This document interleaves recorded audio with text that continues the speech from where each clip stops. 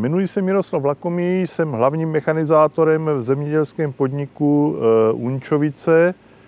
Obhospodařujeme 6200 hektarů. Hlavně se zabýváme pěstováním pšenice, ječmene, cukrovky, řepky a kukuřice. Zemědělský podnik Uničovice si v letošním roce pořídil výkonný stroj, a to pásový traktor Quattrack, kde jsme sháněli vhodnou závěsovinu pro tento stroj, tak jsme se dívali, jestli je něco tady o velkým širokým záběru na trhu.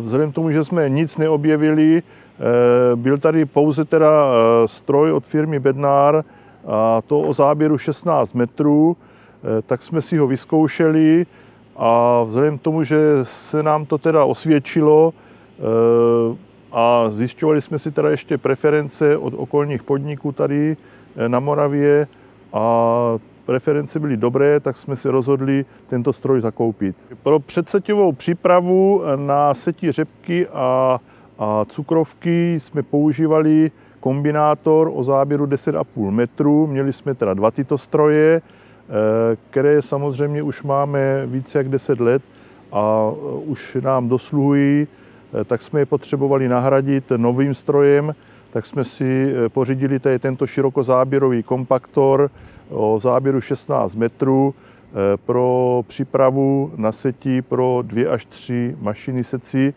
tak aby jsme prostě stihli včas zaset. Takže náš podnik má celkem 4 velká střediska, vlastně Uničovice, Náklo, Příkazy a Křelov. Samozřejmě máme i 2 menší, jako je Horka nad Moravou a Liboš, takže máme velké přejezdy, co se týká zemědělské techniky. Samozřejmě s tímto velkým strojem a s pásovým traktorem jsme si to vyhodnocovali. Přejezdy dopadly vcelku dobře, neměli jsme s tím žádný nějaký velký problémy. Tento stroj, ten širokozáběrový kompaktor, jsme si pořídili někdy v červenci v letošním roce, s tím, že jsme s tím v srpnu připravovali půdu na setí řepky. Co se týče výkonů tohoto stroje, tak denně jsme s ním dělali 150 až 200 hektarů s průměrnou spotřebou zhruba 6 až 7 litrů na hektar. Připravovali jsme pro dva secí stroje s tím, že nám to bohatě vyhovovalo a stihli jsme včas a rychle zasít s minimálními náklady.